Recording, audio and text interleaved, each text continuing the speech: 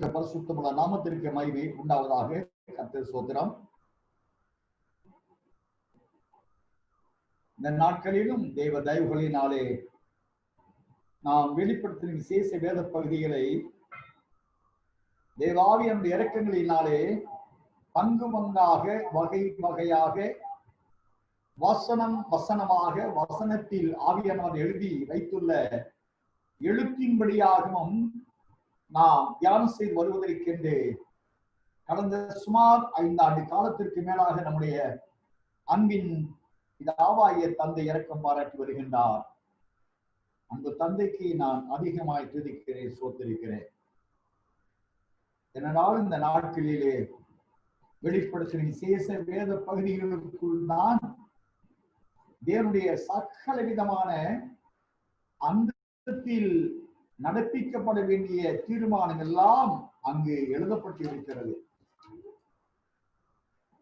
அதை அறிந்து கொண்டவர்கள் சாத்தானை எளிதாக வீழ்த்துவதற்குரிய மார்க்கங்களை மிகவும் தெளிவாக கற்றறிந்து கொள்ள வாய்ப்புகள் ஏற்படும். தெளிவாக வெளிப்படுத்தின விசேஷ வேத பகுதியை ஆதிக்குள் அறிந்த தேவ ஜனங்கள் சாத்தானின் தந்திரங்களை அறியவும் அவனை கர்த்தருடைய ஆவியானவர் பலத்தினாலே அவனை தோற்கடித்த கிறிஸ்து இயேசுவின் நாமத்தினாலே அவனை ஜெயிக்கத்தக்கதான சகலவிதமான ஆவிக்குறி உன்னத திவ்ய நிலைகளால் ஆட்கொள்ளப்படவும் இந்த வெளிப்படுத்தின விசேஷ வேத பகுதியை நமக்கு அறிவுறுத்துகின்றதாய், அறிவிக்கின்றதாய், அறிந்து கொள்ள உதவி செய்கின்றதாய் இருக்கின்றது. ஆகையினாலே இந்த நாளிலும் கூட வெளிப்படுத்தின விசேஷ 22ஆம் அதிகாரம் 4-5 வசனங்களை வாசித்து தியானம் செய்ய நம்முடைய தேவன் நமக்கு இரக்கம் செய்வாராக. அவருடைய ஊழியக்காரர் அவருடைய சமூகத்தை தரிசிப்பார்கள். அவருடைய நாமம் அவர்களுடைய நெற்றிகளில் இருக்கும். அங்கே ராக்காலம் இராது. விளக்கும் சூரியனுடைய வெளிச்சமும் அவர்களுக்கு வேண்டுவதில்லை. தேவனாகிய கர்த்தரை அவர்கள் மேல் பிரகாசிப்பார். அவர்கள் சதா காலங்களிலும் அரசாருவார்கள். ஆமென். 5ஆம் வசனம். அங்கே இராக்காலம் இராது. விளக்கும் சூரியனுடைய வெளிச்சமும் அவர்களுக்கு வேண்டுவது இல்லை. தேவனாகிய கர்த்தரே அவர்கள் மேல் பிரகாசிப்பார். அவர்கள் சதா காலங்களிலும் அரசாழ்வார்கள் என்று வாசிக்கின்றார். இந்த வசனத்தின் முதல் பகுதியை அங்கே இராக்காலம் இராது என்றும் விளக்கும் சூரியனுடைய வெளிச்சமும் அவர்களுக்கு வேண்டுவது இல்லை என்றும் கடந்த வாரத்திலே நாம் தியானம் செய்ய ஆவியானவரை இரக்கம் செய்தார். ஏனென்றால் இராக்காலம் என்றால் உபத்திரவத்தின் காலங்கள், பாடுகளின் காலங்கள், ஒருவரும் கிரியை செய்யக்கூடாத ராக்காலம் என்று நாம் சுருக்கமாக அறிந்து கொண்டோம். அந்த இராக்காலத்தில் பொல்லாங்கனை எதிர்த்து ஒருவரும் கிரியை செய்யக்கூடாத அந்த நாட்களிலே சர்வலோகத்தின் அதிபருடைய நாமத்தினாலே கிரியை செய்து அவனை வீழ்த்தி ஜெய கிடம் அணிந்து கொண்டோராய் இவர்கள் தேவனுடைய சமூகத்திலே ஆட்டுக்குட்டியானுடைய வெளிச்சத்திலே இவர்கள் ஜீவிக்கும் சிலாக்கியத்தை பெற்றுக் கொள்வதாக நாம் கடந்த வாரத்திலே தியானம் செய்தோம். அதே வசனத்தின் பின்பகுதியிலே தேவனாகிய கர்த்தரே அவர்கள் மேல் பிரகாசிப்பார். அவர்கள் சதா காலங்களிலும் அரசாழ்வார்கள் என்று வேதம் சொல்லுகிறது. அருமையான கர்த்தருடைய பிள்ளைகளே, நாம் கடந்த நாட்களில் தியானம் செய்து இருக்கின்றபடி வெளிப்படுத்தின விசேஷத்தில் 21-22ஆம் அதிகாரங்கள் சீயோ நகரத்தை குறித்து அதை ஜெயம் பெற்றி நித்தியத்தை சென்றடைந்து விட்ட பரிசுத்தவான்களுடைய நித்திய வாழ்க்கையின் நிலைகள் இவ்விதமாக இருக்கும் என்பதை இந்த 2 அதிகாரங்களில் ஆவியானவருக்கு விளக்கி கொடுத்து எழுதி வைத்திருக்கின்றார்.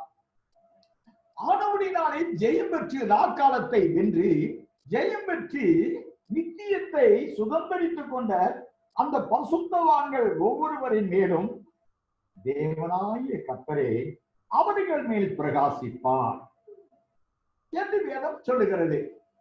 தேவனாகிய கர்த்தரே அவர்கள் மேல் பிரகாசிப்பார் என்றால் தேவனும் அவருடைய பிரகாசத்தை வெளிப்படுத்துகின்ற தேவனுடைய மகிமையும் ஜெயம் பெற்று அவருடைய சிங்காசனத்தில் அமர்ந்து கொண்ட மணவாட்டியானவள் என்றால் அவள்தான் நித்திரை அடையாதபடி அல்லது மரணத்தை சந்திக்காதபடி ஆட்டுக்குட்டி ரத்தத்தாலும் சாட்சியின் வசனத்தினாலும் சாத்தானை ஜெயித்த ஒரு கூட்டம் எது வந்தால் வேதாகம காலம் முழுவதிலும் இந்த கடைசி நாட்களில் எழுப்பப்பட்ட இந்த மணவாட்டி சபையின் கூட்டத்தை சார்ந்த பரிசுத்தவான்கள் மாத்திரமே ஜெயம் பெற்றோர் என்று தேவனால் அங்கீகரிக்கப்பட்டவர்கள்.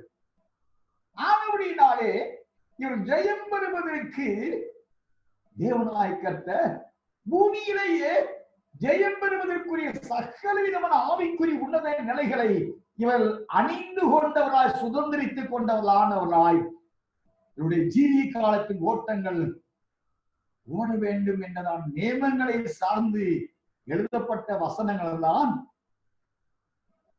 4 சுவிசேஷங்கள், நிருபம், நடபடிகள், வெளிப்படுத்தின விசேஷம். ஆகையினால் திடீரென்று ஒருவன் தேவனுடைய மகிமையின் பிரகாசத்தினாலே பிரகாசிக்கப்படும் சாக்கியத்தை அடைந்து கொள்ள இயலாது. ஏனென்றால் நம் அருமையான அன்பின் ஆண்டவர் பூமியிலே செய்ய வேண்டியதான பல பிதாவுடைய வேலைகளை பூமியிலே செய்து நிறைவேற்ற அவர் அனுப்பப்பட்டார் என்றெல்லாம் நாம் அறிந்துள்ளாய் இருக்கிறோம். பிதாவுடைய வேலையை பூமியிலே செய்து நிறைவேற்றும்படியாய் பிதாவாய தேவன் அவர் அனுப்பப்பட்ட கிறிஸ்து இயேசுவோடு கூட இருந்ததை நாம் நேச தம் சுவிசேஷங்களிலே அடிக்கடி அறிவித்திருப்பதை நாம் வாசித்திருக்கின்றோம். கிறிஸ்து இயேசுவின் வெளியேறப்பட்ட ரத்தத்தால் மீட்கப்பட்டு பரிசுத்த ஆவியனுடைய புதிதாக்குதல்களினாலே பரிசுத்தமாக்கப்பட்ட அப்போஸ்தலர்களை கொண்டு சபைகளை தேவன் எழுப்பி இந்த சபைகளை தேவன் மகிமின் சபையாக தேவனுடைய மகிமின் பிரகாசத்திற்குள்ளான சபையாக வளர்ப்பதற்காக அப்போஸ்தலர்களோடு கூட இருந்து பரிசுத்த ஆவியானவர் தம்முடைய பரிசுத்த மனுஷர்களிலிருந்து தம்முடைய சத்திய வசனங்களை போதித்து தீர்க்க தரிசனம் அறிவித்து சபையை வளர்த்து ஆயத்தப்படுத்துகிறார் என்றெல்லாம் நாம் நாட்களில் தியானம் செய்திருக்கின்றோம். அப்படி என்றால் சீயோனை சென்றடைந்த இந்த பரிசுத்தர்கள் மேல் தேவனாகிய கர்த்தர் பிரகாசிப்பார். திடீரென்றதான நிலையில் இவர்கள் தேவனுடைய மகிமை அணிந்து கொள்ள இயலாது, தேவனுடைய மகிமையை சுதந்திரித்துக் கொள்ள இயலாது. அதற்கு நாம் தகுதி அடைய வேண்டும். பொதுவான வேதத்திலே வாசித்திருக்கின்றோம், தேவனாய் கர்த்தர் என்று ஆதியாகமத்தில் ஆதாம் ஏவாள் அணிந்திருந்த மகிமையை பொல்லாங்கனி சொற்கேட்டு இழந்து போனார்களோ,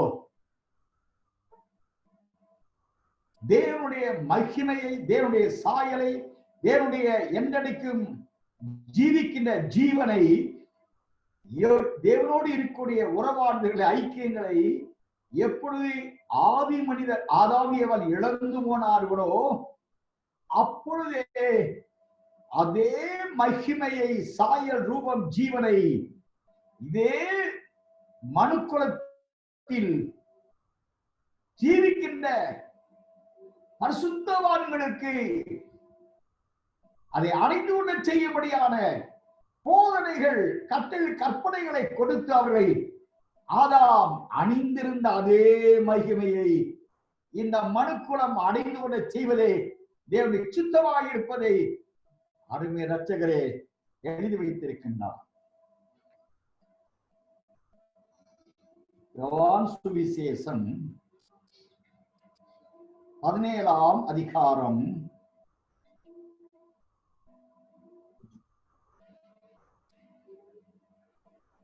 3ஆம் வசனம் 3-4 வசனங்களை வாசிப்போம். ஒன்றான மெய்தேவனாகிய உம்மையும் நீர் அனுப்பினவராகிய இயேசு கிறிஸ்துவையும் அறிவதே நித்திய ஜீவன். பூமியிலே நான் உம்மை மகிமைப்படுத்தினேன். நான் செய்யும்படி நீர் எனக்கு நியமித்த கிரியையை செய்து முடித்தேன்.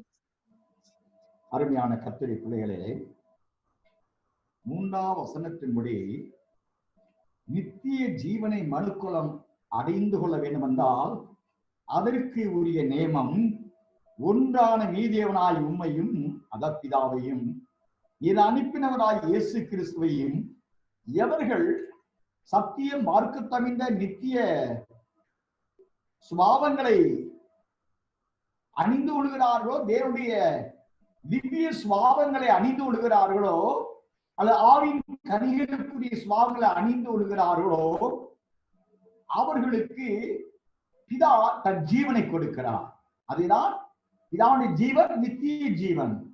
நான் மரித்தேன், ஆனால் சதா காலங்களில் உயிரோடு இருக்கிறேன் சொல்கிறார் அல்லவா? என்றென்னைக்கும் ஜீவிக்கிற ஜீவன் தான் நித்திய ஜீவன் என்று நாம் அறிவாயிருக்கிறோம். அப்படி என்றால் நித்திய ஜீவனை அடைந்து கொள்ள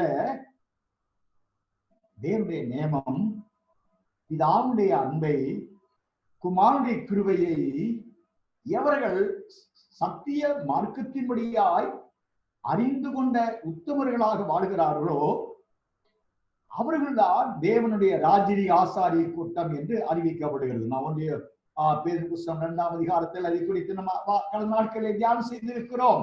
அடுத்து 4ஆம் வசனத்தில் யோவான் 14ஆம் வசனம், பூமியிலே நான் உம்மை மகிமைப்படுத்தினேன், நான் செய்யும்படி நீர் எனக்கு நியமித்த கிரியை செய்து முடித்தேன் என்று சொல்லப்படுகிறது. பூமியை ரட்சகர் செய்து முடிக்கும்படியாக பிதாவினால் கொடுத்து அனுப்பப்பட்ட வேலை உண்டல்லவா, அல்லது பிதாவுடைய சித்தம் உண்டல்லவா என்றால் அப்பா சொல்றாங்க அடிக்கடி, என் பிதாவின் சித்தத்தை செய்கிறதே என்னை அனுப்பினவருக்கு நான் செய்கிற வேலை என்று சொல்லுகிறார். என் பிதாவின் சித்தத்தை செய்து முடிப்பதே எனக்கு உகந்த அப்பமாகி இருக்கிறது என்று சொல்லுகிறார். பூமியிலே நான் உம்மை மகிமைப்படுத்தேனே. ஏனென்றால் பிதா ஆதாமை சிருஷ்டித்த பொழுது நாம் 1:26-27 வசனம் வாசித்திருக்கிறோம். பிதாவாகிய தேவன் அவனை சிருஷ்டித்தார், மகிமை அவனுக்கு கொடுத்தார். ஆனால் பிதாவினால் கொடுக்கப்பட்ட மகிமை அவனை இழந்து போனான். ஆகினால் 2ஆம் ஆதாமாய் இயேசு கிறிஸ்துவை பூமியில் அனுப்பி ஆதாமால் இழக்கப்பட்ட அந்த மகிமையை 2ஆம் ஆதாமாகிய இயேசு கிறிஸ்துவை கொண்டு அந்த மகிமையை பூமியிலேயே வெளிப்படுத்த வேண்டும். அதைத்தான் 4ஆம் வசனம் சொல்லுகிறார், பூமியிலே நான் உம்மை மகிமைப்படுத்தினேன். அதுதான் தேவனுடைய சித்தம். குமாரனாகிய இயேசுவை உலகத்தை அனுப்பினது முதலாம் ஆதாம் இழந்து போன தேவ மகிமையை மறுபடியும் ஸ்திரப்படுத்தவின் பூமியிலே அதை சார்ந்த நான் செய்யும்படி நீர் எனக்கு நியமித்த கிரியையை செய்து முடித்தேன். அப்படி என்றால் அருமை பிதாவாகிய தந்தை குமாரனாகிய இயேசு கிறிஸ்துவை கொண்டு பூமியிலே செய்யும்படி பிதா குமாரனுக்கென்று நியமித்த கிரியை என்ன? பூமியிலே நான் உம்மை மகிமைப்படுத்தினேன். அந்த மகிமைப்படுத்தி பிதாவுடைய வலது வருஷத்தை சுதந்திரித்துக் கொள்ள வேண்டும் என்றால் பிதாவினால் கொடுக்கப்பட்ட உக்ரானமான அந்த ஊழியத்தை செய்து நிறைவேற்றி பூமியிலே அருமை பிதாவினுடைய மகிமையை அவர் வெளிப்படுத்தி பிதாவை மகிமைப்படுத்த வேண்டும். வேதத்திலே நான் தொடர்ந்து இதே யோவான் 17ஆம் அதிகாரம் அதற்கு பிதாவுடைய வேண்டுதல்கள், இயேசப்பாடு வேண்டுதல்களை நான் பார்க்கிறோம். 20ஆம் வசனம் முதல் வாசிப்போம். நான் இவர்களுக்காக வேண்டிக் கொள்கிறதும் இல்லாமல் இவர்களுடைய வார்த்தையினால் என்னை விசுவாசிக்கிறவர்களுக்காகவும் வேண்டிக் கொள்கிறேன். அவர்கள் எல்லாரும் ஒன்றாய் இருக்கவும் பிதாவே, நீர் என்னை அனுப்பினதை உலகம் விசுவாசிக்கிறதற்காக நீர் என்னிலேயும் நான் உம்மிலேயும் இருக்கிறது போல அவர்கள் எல்லாரும் நம்மில் ஒன்றாய் இருக்கவும் வேண்டிக் கொள்கிறேன். நாம் ஒன்றாய் இருக்கிறது போல அவர்களும் ஒன்றாய் இருக்கும்படி நீர் எனக்கு தந்த மகிமையை நான் அவர்களுக்கு கொடுத்தேன். ஒருமைப்பாட்டில் அவர்கள் தேர்ந்தவர்களாய் இருக்கும்படிக்கும் நீர் என்னை அனுப்பினதையும் நீர் என்னில் அன்பாய் இருக்கிறது போல அவர்களிலும் அன்பாய் இருக்கிறதையும் உலகம் அறியும்படிக்கும் நான் அவர்களிலும் நீர் என்னிலும் இருக்கும்படிக்கும் வேண்டிக் கொள்கிறேன். பிதாவே, உலக தோற்றத்திற்கு முன்னே நீர் என்னில் அன்பாய் இருந்தபடியினால் நீர் எனக்கு தந்த என்னுடைய மகிமையை நீர் எனக்கு தந்தவர்கள் காணும்படியாக நான் எங்கே இருக்கிறேனோ அங்கே அவர்களும் என்னுடனே கூட இருக்க விரும்புகிறேன். நீதிவான் கர்த்தருடைய பிள்ளைகளே, அருமை இரட்சகருடைய ஜெபத்தை நாம் பார்க்கின்றோம்.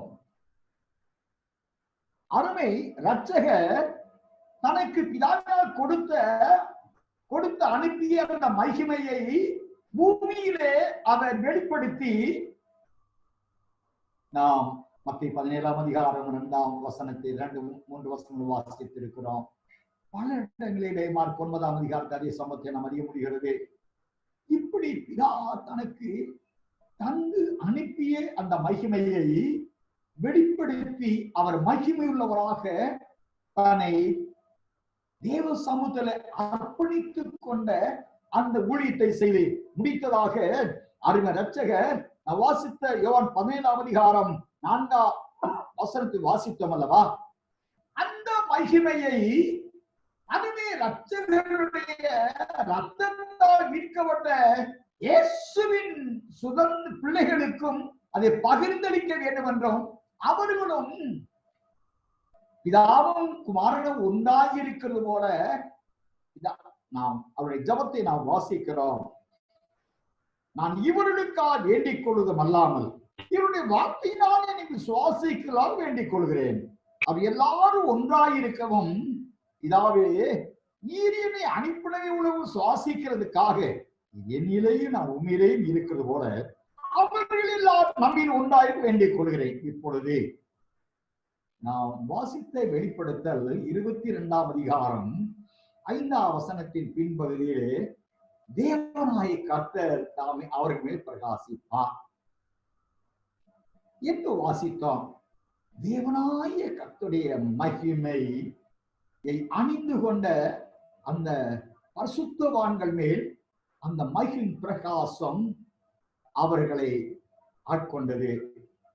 ஆனபடியால் சீயோனின் நித்திய வாழ்க்கையை சுதந்திரித்துக் கொண்ட ஒவ்வொருவரும் பிதாவுக்குள் ஒன்றித்துக் கொண்ட நிலை நாம் தியானம் செய்ததாக இருக்கிறோம். அதைத்தான் இந்த ஆண்டவர் வேண்டுதல் மூலமாக கெஞ்சுகிறார் பிதாவை நோக்கி, நீர் என்னிலேயும் நான் உண்மையிலேயும் இருக்கிறது போல அவர்கள் எல்லாரும் நம்மில் ஒன்றாயிருக்க வேண்டிக் கொள்கிறேன். இந்த முதல் ஜபத்தை தேவனுக்கு எடுத்த அன்பின் ஆண்டவர் அவர் ஜெயம் எடுத்தபடியால் பிதாவோடு ஒன்றித்துக் கொண்டார். அதே போல ஜெயம் கொள்ளுகிறவன் எவனோ அவனுக்கு பிதாவின் நாமம், என்னுடைய புதிய நாமம், அதற்கு அவர்களை தகுதிப்படுத்துகிற பரிசுத்த புதிய நகரத்தின் நாமம் என்ற நியமங்களை தேவன் ஏற்படுத்தி கொண்டு பிதாவோடு ஒன்றித்துக் கொண்டு விட்டார் அருமை இரட்சகர். அவருடைய கிருபாதார பலி மீட்பு ரட்சிப்பின் மூலமாக சபையாய் ஆவியானவரால் எழுப்பப்பட்ட பரிசுத்தவான்கள் ஜெயம் பெற்றால் பிதாவோடு குமாரன் ஒன்றித்துக் கொள்ள முடியும் என்றெல்லாம் நாம் கண்ணாட்களே தியானம் செய்திருக்கிறோம். ஆக இயேசு ராஜாவுடைய முதலாவது வேண்டுதல்கள், நீர் என்னிலேயும் நான் உண்மையிலேயும் இருக்கிறது போல யாவே அவர் எல்லாரும் நம்மில் ஒன்றாயிருக்க வேண்டிக் கொள்கிறேன் சொல்கிறார். அப்படி என்றால் அனுதினமும் ஆதாம் ஏவாளோடு அவர்கள் மகிமையின் சாயலை உடையவளாய் இருந்த பொழுது பிதா அனுதினம் குளிர்ச்சியான வேளையிலே அது ஒன்றித்துக் கொண்டாரே. அவர்களும் பிதாவுடைய வரிக்கை எதிர்பார்த்து காத்து ஏதேன் தோட்டத்தை வலம் வந்து கொண்டிருந்தார்களே. அந்த ஒரு அனுபவம் இப்போ நிச்சயத்தில் அடைந்துவது என்னவென்றால் அதற்குரிய தகுதியை பூமியிலே அவர்கள் அடைந்து கொள்ள ஆயத்தப்பட வேண்டும் என்றுதான் இந்த வேத வசனங்களால் நமக்கு போதிக்கிறது. பிதாவுக்குள் குமாரனுக்குள் இவர்கள் ஒன்றித்துக் கொண்டு தேவனாய கர்த்தருடைய பிரகாசம் என்ற மகிமையினாலே இந்த நித்தியவாசிகளானவர்கள் பிரகாசிப்பிக்க பண்ணப்பட வேண்டும் என்றால் இரண்டாவதான விண்ணப்பத்தை நாம் பார்க்கிறோம். 22ஆம் வசனம் முதல், நான் ஒன்றாயிருக்கிறது போல அவர்கள் ஒன்றாயிருக்கும்படி நீர் எனக்கு தந்த மகிமையை நான் அவளுக்கு கொடுத்தேன் என்று சொல்கிறார். இதா குமாரனுக்கு கொடுத்து அனுப்பிய அந்த மகிமையை கொண்டு பிதாவை பூமியிலே மகிமைப்படுத்தினார் ஏசப்பா. இப்பொழுது ஏசப்பாவுடைய இரத்தத்தால் மீட்கப்பட்ட ஏசப்பாவுடைய சத்திய வார்த்தைகளை, கட்டளை கற்பனைகளை ஏற்றுக்கொண்ட ஒவ்வொருவருக்காகவும் பிதா குமாரனாய் இயேசு கிறிஸ்துக்கு எந்த மகிமையை கொடுத்து அனுப்பினாரோ அவர் உலகத்திலே ஊழியர் செய்து பிதாவை பூமியில மகிமைப்படுத்தும்படி பிதா குமாரனுக்கு எந்த மகிமையை கொடுத்து அனுப்பினார். ஏசப்பா சொல்றாங்க, நீர் எனக்கு தந்த மகிமை, அந்த ஏசப்பாவுக்கு கொடுத்த மகிமையில் எந்த விதத்தில் குறைவே இல்லாத அதே மகிமையை அவருடைய சக்தி இயேசுவின் கட்டளை கற்பனைகளுக்கு செவி கொடுத்த அவரை சுவாசிக்கிற நித்தியத்தை சுதந்திரித்துக் கொள்கிறேன் யாவருக்கும் அதே மகிமை கொடுப்பதா வாக்கு பண்ணுகிறார். என்னென்றால் ஏசப்பாவுடைய ஜபத்தை நாம் பார்க்கிறோம். அந்த மகிமை அணிந்து கொண்டவர்களுக்கு 24ஆம் வசனத்தை வாசிப்போம். பிதாவே, உலக தோற்றத்திற்கு முன் நீர் என்னில் அன்பாய் இருந்தபடினால் நீர் எனக்கு தந்த என்னுடைய மகிமையை நீர் எனக்கு தந்தவர்கள் காணும்படியாக நான் எங்கே இருக்கிறேனோ அங்கே அவர்களும் என்னுடனே கூட இருக்க விரும்புகிறேன். பிதா குமாரனுக்கு தந்த அதே மகிமையை குமாரன் தம்முடைய பரிசுத்தவான்களுக்கு அல்லது மனவாட்டிக்கு அப்படியே அதே மகிமை கொடுக்கிறார். காரணம் என்ன? நீர் எனக்கு தந்தவர்கள் காணும்படியாக என்றால் குமாரனாய் கிறிஸ்து யார் என்பதை அறிந்து கொண்டவளே மனவாட்டி.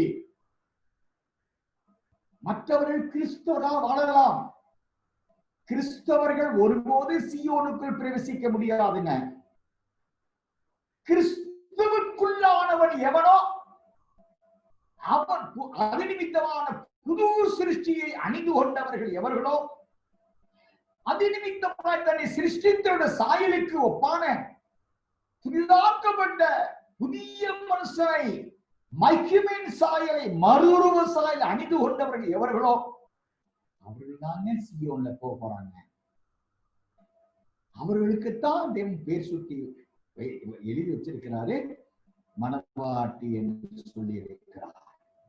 ஆனபடியினாலே இந்த பிதாவினால் குமாரனுக்கு கொடுக்கப்பட்ட மகிமை, அதே மகிமையை அவர் தம்மில் சுவாசிக்கிறவர்களுக்கு நித்திய ஜீவனை சுதந்திரிக்க போறவர்களுக்கு அதே மகிமை கொடுப்பது நோக்கம் என்னவென்றால், ஈர் எனக்கு தந்த என்னுடைய மகிமையை ஈர் எனக்கு தந்தவரை காணும்படி காண வேண்டும். கிறிஸ்துவுக்குள்ளான வாழ்க்கை இதோ சடங்காச்சாரமான வாழ்க்கை இல்லைங்க. பிதா குமாரனுக்கு தந்த மகிமையை பிதா ஒளிவமலையிலே அவருடைய முகம் சூரியனை போல் பிரகாசித்து பிதான் மகிமை வெளிப்பட்டது. நேசரை சார்ந்த அநேக அனுபவங்களை நாம் பார்க்கிறோம் அல்லவா. அவர் மகிமையின் நேசகுமாரன், மகிமின் தேவன் என்பதை அநேக இடங்களிலே அநேகருடைய ஊழியத்தின் பாதையில் பகுதிகளில் அவர் வெளிப்படுத்திக் கொண்டாரே. அதை போல நீர் எனக்கு தந்த என்னுடைய மகிமையை நீர் எனக்கு தந்தவர்கள் காணும்படியாக எவர்கள் காண்கின்றார்களோ, பிதாவுடைய மகிமை குமாரனில் எவர்கள் பார்க்கின்றார்களோ, குமாரனுடைய சரீரமான சபையில் குமாரனுக்கு பிறகு தேவனுடைய ராஜ்யத்தின் பூமியை சாதிக்க முடியாய் அப்போஸ்தலர் தேவன் எழுப்பினார். அந்த அப்போஸ்தலர்களில் தேவனாகிய ஆவியாய தகப்பன் தங்கி அவர்களில் பிதாவுடைய மகிமையை குமாரனுடைய மகிமையை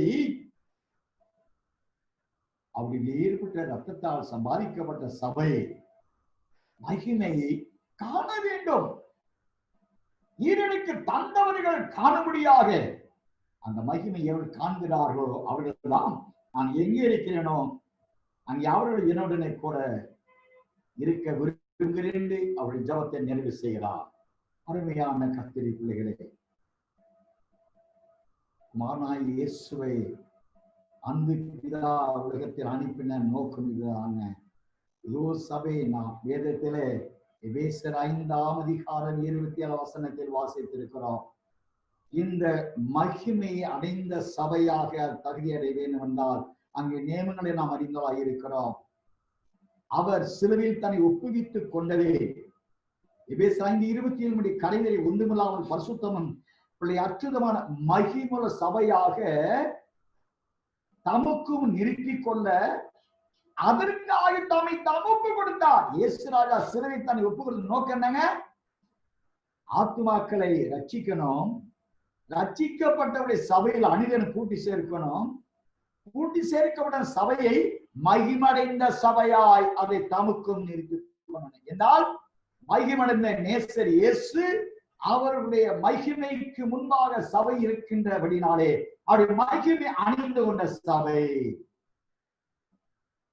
அப்படி என்றால் இயேசுவின் மூலமாக கொடுத்து அனுப்பப்பட்ட அந்த மகிமையை எந்த சபை அணிந்து கொண்டிருக்கிறதோ வேதத்தில் வாசிக்கிறோம். வெளிப்படை 21ஆம் அதிகாரம் 9-10 வசனங்கள் வாசித்திருக்கிறோம் அல்லவா? தேவ மகிமடைந்த ஆட்டுக்குட்டியான மனைவியாய மனமாற்றவனுக்கு காண்பிக்க சொல்கிறார். அப்படி என்றால் தேவனுடைய மகிமை குமாரனுக்கு கொடுக்கப்பட்டது. குமாரன் பெற்றுக் கொண்ட மகிமையும் பரிசுத்தமான ஐக்கியோட மனவாட்டிக்கான ஜெயபெற்றான நித்தியவாசிகளாக போகிறவர்களுக்கு பூமியிலே கொடுக்கப்பட்ட சபை மகிமின் சபையா? யாருடைய மகிமை அடைந்த சபை? தேவனுடைய மகிமை அடைந்து கொண்ட சபை.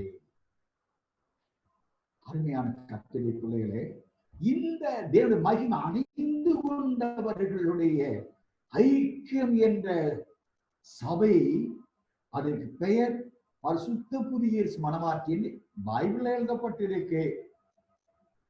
அருமையான கர்த்தருடைய பிள்ளைகளே, அப்படி என்றால் இந்த சித்தத்தை செய்து நிறைவேற்றுதான் குமாரன் பிதாவிற்கு சொல்கிறார். வெளிப்படுத்த யோவான் 17ஆம் அதிகாரம் 4 வசனத்திலே, பூமியிலே நான் உம்மை மகிமைப்படுத்தினேன், நான் செய்யும்படி நீர் எனக்கு நியமித்த கிரியையை செய்து முடித்தேன். இப்படி செய்து முடித்துட்டேன்னு சொல்றார். என்ன தேவ தீர்மானம் நிறைவேற்றப்பட்டாயிற்று. ஆனால் இது எப்பொழுது நிறைவேற்றப்பட வேண்டும்? நிறைவேற்றப்பட தேவ தீர்மானம் உண்டு என்றால் நாம் யோவான் சுவிசேஷம் 6ஆம் அதிகாரம் 37-40 முடிய வாசிப்போமே. யோவான் சுவிசேஷம் 6ஆம் அதிகாரம் 37-40 முடியும். பிதாவானவர் எனக்கு கொடுக்கிற யாவும் என்னிடத்தில் வரும், என்னிடத்தில் வருகிறவனை நான் புறம்பே தள்ளுவதில்லை. நான் என் சித்தத்தின்படி அல்ல, என்னை அனுப்பினோருடைய சித்தத்தின்படி செய்யவே நான் வானத்திலிருந்து இறங்கி வந்தேன். அவர் எனக்கு தந்தவைகளில் ஒன்றையும் நான் இழந்து போகாமல் கடைசி நாளில் அவைகளை எழுப்புவதே என்னை அனுப்பின பிதாவின் சித்தமாய் இருக்கிறது. குமாரனை கண்டு அவரிடத்தில் விசுவாசமாய் இருக்கிறவன் எவனோ அவன் நித்திய ஜீவனை அடைவதும் நான் அவனை கடைசி நாளில் எழுப்புவதும் என்னை அனுப்பினவருடைய சித்தமாய் இருக்கிறது என்றார்.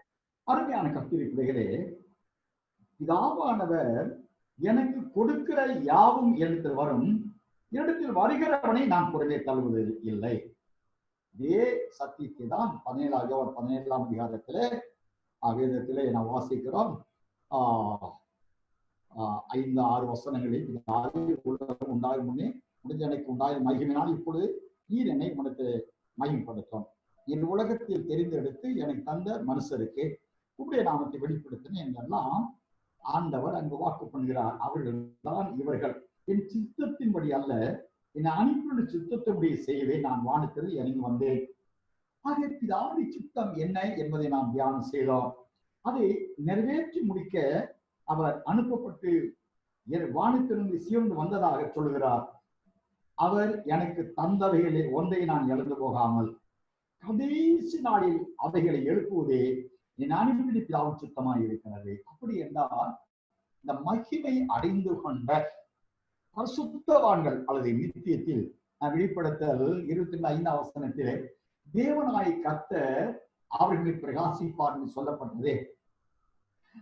தேவனுடைய மகிமையினாலே அவர்கள் நிரப்பப்பட்டு பிரகாசம் அடைந்தார்கள் என்று, நித்தியத்திலும் அடைவார்கள் என்று அந்த வசனம் போதித்தது அல்லவா?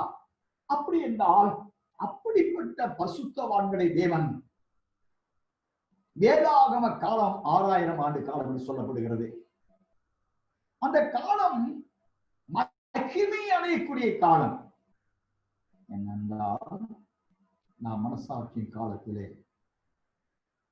ஏனோக்கு ஒருவர் மாத்திரம்தான் அது மகிமடைந்து எடுத்துக் கொள்ளப்பட்டதாக நாம் அறியவில்லை. ஆதியாகமம் 5ஆம் அதிகாரத்திலே அவர் 365 ஆண்டுகள் 65வது அதாவது 300 ஆண்டு காலங்கள் அவன் தேவனோடு சஞ்சரித்து அவன் தேவனால் எடுத்துக் கொள்ளப்பட்டான். பூமியில் வாழ்ந்தான் 365 ஆண்டு காலம் என்று நாம் ஆதியாகமம் 5ஆம் அதிகாரம் வாசித்து இருக்கிறோம்.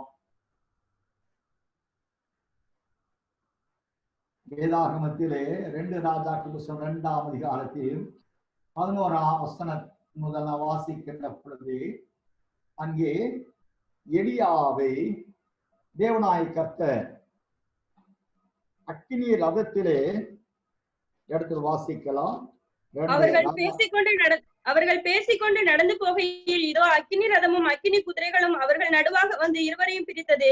எலியா சுழல் காற்றிலே பரலோகத்திற்கு ஏறி போனான்.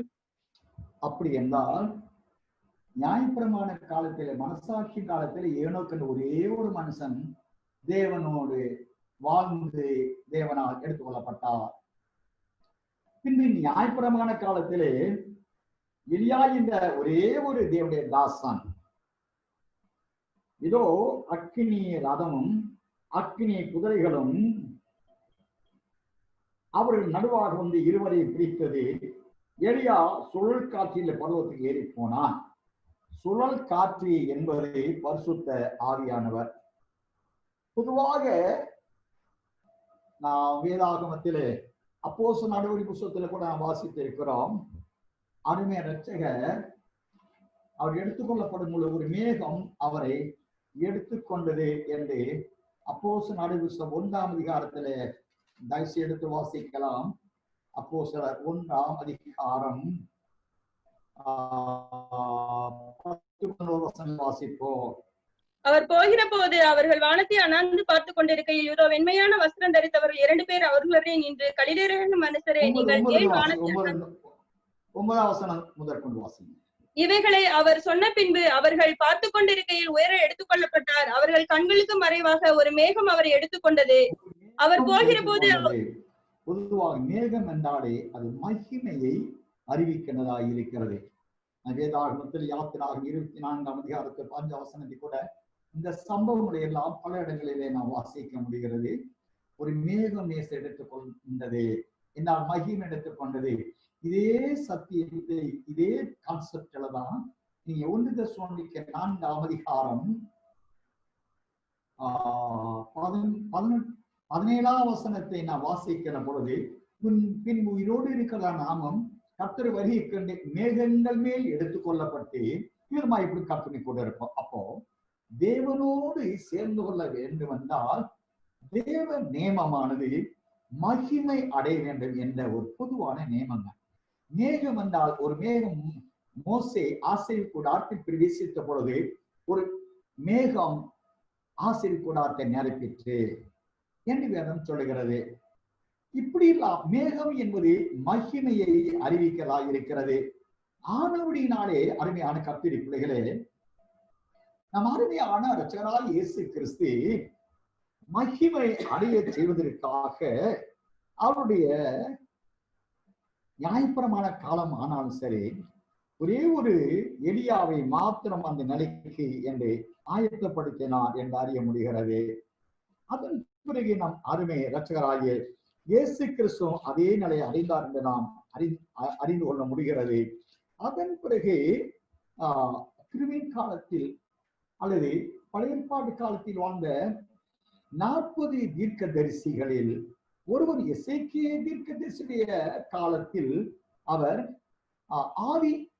அவர் ஆவியானவரால் எடுத்துக்கொள்ளப்பட்டு எருசலேம் கிழக்கு வாசலில் கொண்டு போய் விட்டதாக அறிய முடிகிறது. பிலிப்புவை ஆவியானவர் தூக்கி சென்று ஆசோத்தில் விட்டதாக நாம் அறிய முடிகிறது. அப்போஸ்தலனாகிய திவ்யவாசனை யோவான் ஆவிக்குள்ளான பொழுது அவர் தேவனுடைய சிங்காசனத்திற்கு முன்பாக ஆவியானவரால் கொண்டு போய் விடப்பட்டார் என்று அறிய முடிகிறது. ஆனால் மறுபடியும் யோவான் வந்து பூமியிலே அவர் வந்து இப்பொழுது வாழ்ந்து கொண்டிருக்கிறார். அது இருக்கட்டும். அப்படி என்றால் தேவனிடத்தில் போக வேண்டும் என்றால் தேவனுடைய மகிமையை அணிந்து கொள்வதும் அதை இந்த உலகத்தின் ஆராதிக்கக்கூடிய ஆவிக்குரிய வாழ்க்கையிலேயே அந்த அனுபவத்திற்குள்ளாக மறைந்து கொண்ட வாழ்க்கை வாழ்வதும் தேவனுடைய நேமமாயிருக்கிறது. நாம் ரோமர்களின் நிருபம் 8ஆம் அதிகாரத்தில் சொல்லப்படுகிறது. தம்முடைய குமாரனுடைய சாயலுக்கு ஒப்பாயிருப்பதற்கு தேவன் எவர்களை முன் அறிந்தாரோ எடுத்தொரு வாசிக்கலாம். 30ஆம் வசனத்தை வாசிப்போம். எவர்களை முன்குறித்தாரோ அவர்களை அழைத்தும் இருக்கிறார். எவர்களை அழைத்தாரோ அவர்களை நீதிமான்களாக்கியும் இருக்கிறார். எவர்களை நீதிமான்கள் ஆக்கினாரோ அவர்களை மகிமைப்படுத்தியும் இருக்கிறார். முடிவு அழைக்கப்பட்டுகிற யார் ஒருவரை அவர் சீயோனுக்கு போக வேண்டும் என்றால் அவர் முதலாவது தம்முடைய குமாரனாகிய இயேசு கிறிஸ்துவின் சாயலை அவர்கள் அணிந்து கொள்ள வேண்டும்.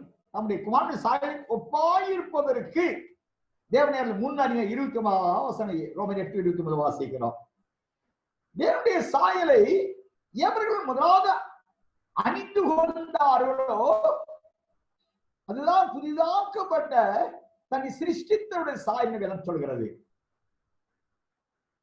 எபேசியர் 4:24 வாசித்திருக்கிறோம் அல்லவா? கொலோசியர் 3:10 வாசித்திருக்கிறோம் அல்லவா? அப்படி என்றால் அந்த தேவ சாயலிகள் அணிந்து கொண்டார்களோ அதை அணிந்து கொள்வதற்கு தேவன் எவரை முன்குறித்து இருக்கிறாரோ அவரை தான் கடைசி நாட்கள் அழைக்கிறார். யோவான் 6ஆம் அதிகாரத்தை வாசித்தோம் அல்லவா?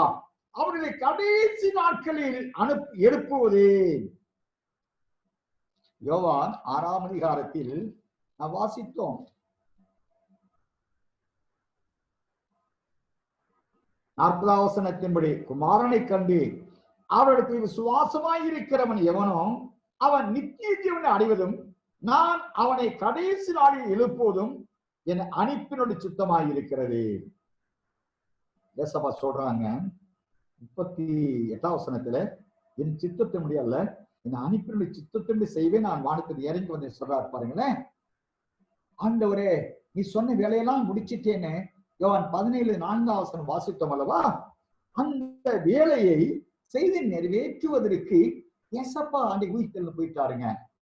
அதன் பிறகு கடைசி நாட்கள் நம்ம அப்போஸ்தலர் பார்க்கிறோம். கிறிஸ்துவின் அப்போஸ்தலர் 41 பேர்.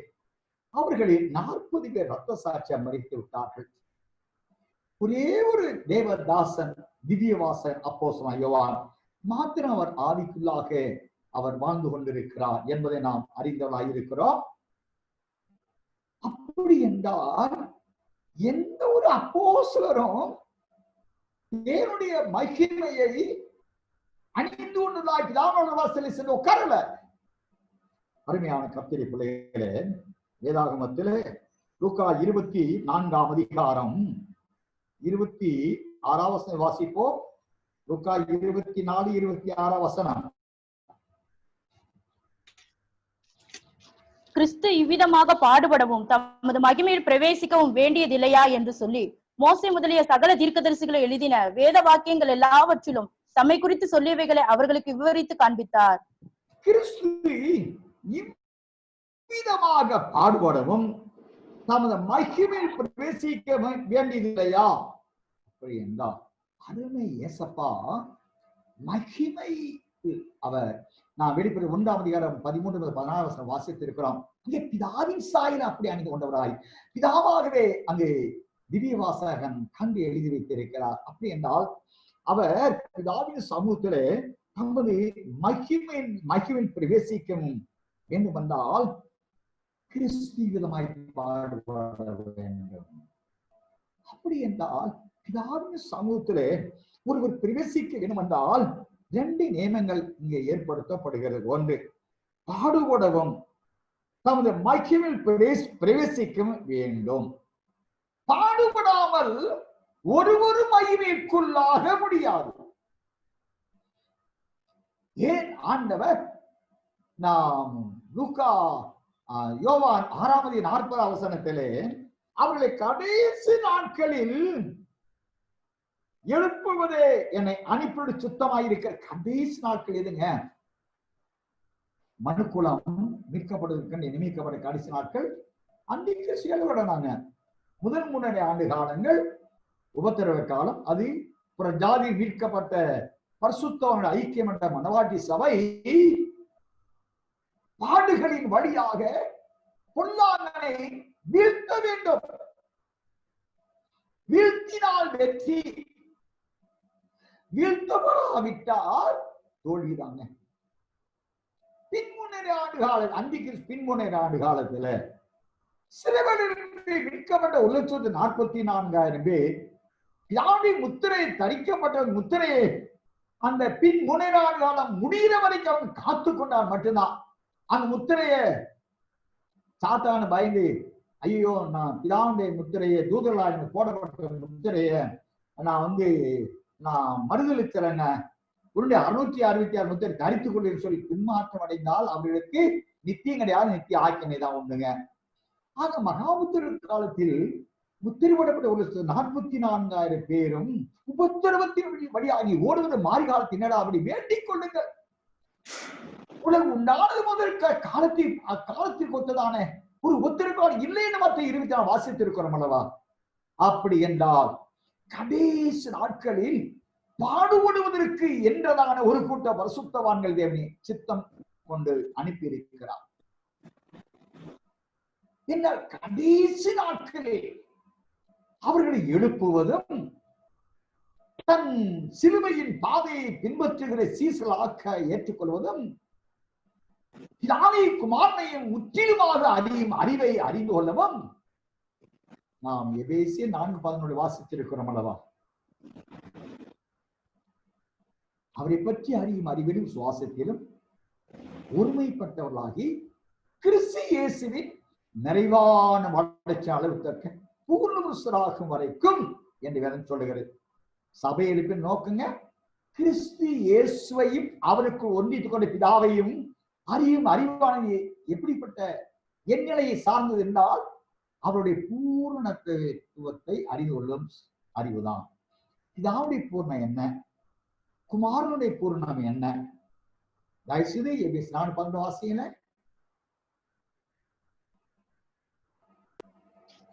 மேலும் நாம் அனைவரும் குமாரனை பற்றும் விசுவாசத்திலும் அறிவிலும் ஒருமைப்பட்டவர்களாகிய கிறிஸ்துவினுடைய நிறைவான வளர்ச்சியின் அளவுக்கு தக்கதாக பூரண புருஷராகும் வரைக்கும் பரிசுத்தவான்கள் சீர்கொள்ளும் பூரண புருஷத்துவம்.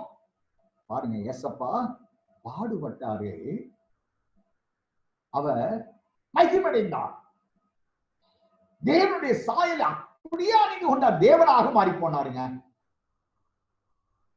அப்படி என்றால் அந்த மகிமையை குமாராய் கிறிஸ்து யாருக்கு கொடுக்கிறார்? கடைசி நாட்களில் அவரை விசுவாசிக்கிறவர்களுக்கு, அவருக்குள் ஒன்றித்துக் கொண்ட பிதாவையும் அறிகிற அறிவு என்ற பிதா குமாரனுடைய பரிபூர்ணத்துவத்தை அறிந்து கொண்டவர்கள், அடைந்து கொண்டவர்கள் எவர்களோ அவர்களை முன்குறிக்கப்பட்ட அவர்களை கடைசி நாட்களில் எழுப்புவதும் அவர்களை உபத்திரவத்தின் மகாபத்திரவத்தின் வழியிலே அவர்களை நடப்பிப்பதும் விசேஷமாக மகிமடை செய்வது ஒரு ஜாதி மீட்கப்பட்ட மனவாட்டியான பரிசுத்தவான்களுக்கு தாங்க. என்றால் பின்முன்னேற ஆண்டுகால் மீட்கப்படுகிற சிறுவர்களுக்கு மகிமை வாக்குத்தத்தம் அல்ல, அவருடைய பாவங்களை தேவன் நீக்கி அவர்கள் அன்பு கூர்ந்து சேர்த்துக் கொள்கிறார் தவிர அவர்களுக்கு மகிமை வாக்குத்தத்தம் பண்ணப்படவில்லை.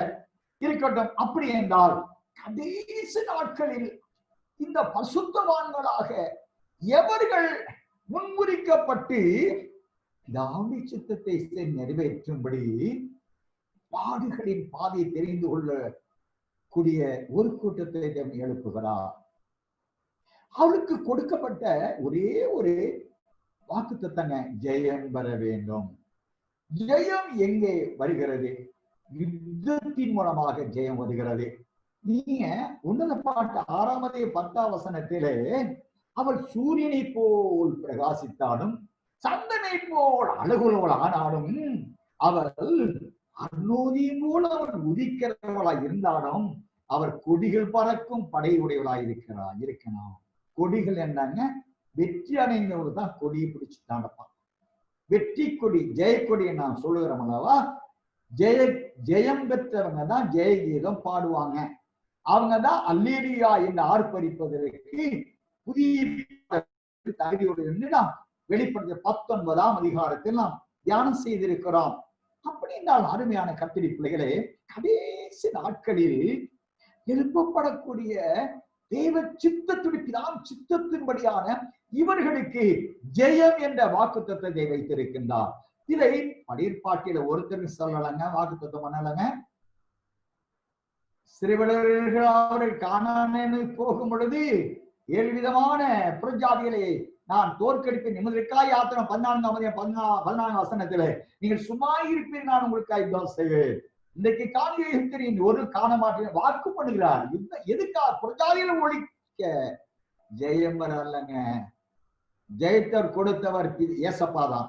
அவர் பாதையும் ஒழுங்குபடுத்தி கொடுக்கிறதுக்கு தான் நான் உங்களுக்கு யுத்தம் செய்ய சொல்கிறார். ஆனா கிருபையின் சத்தியம் அனைத்தும், நான் உலகத்தை ஜெயித்தேன், நீங்கள் உலகத்தை ஜெயிப்பீர்கள். அப்படி என்றால் அப்போஸ்தலர்களுடைய சரீரம் மகிமடைந்ததா? இல்லையே. சாயலை நாம் பார்க்கிறோம். அருமையான கர்த்தருடைய பிள்ளைகளே, நாம்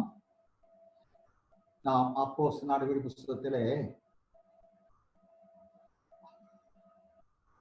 அப்போஸ்தலர் நடவடிக்கைகள் 6ஆம் அதிகாரம் கடைசி வசனத்து வாசியை எடுத்தவங்க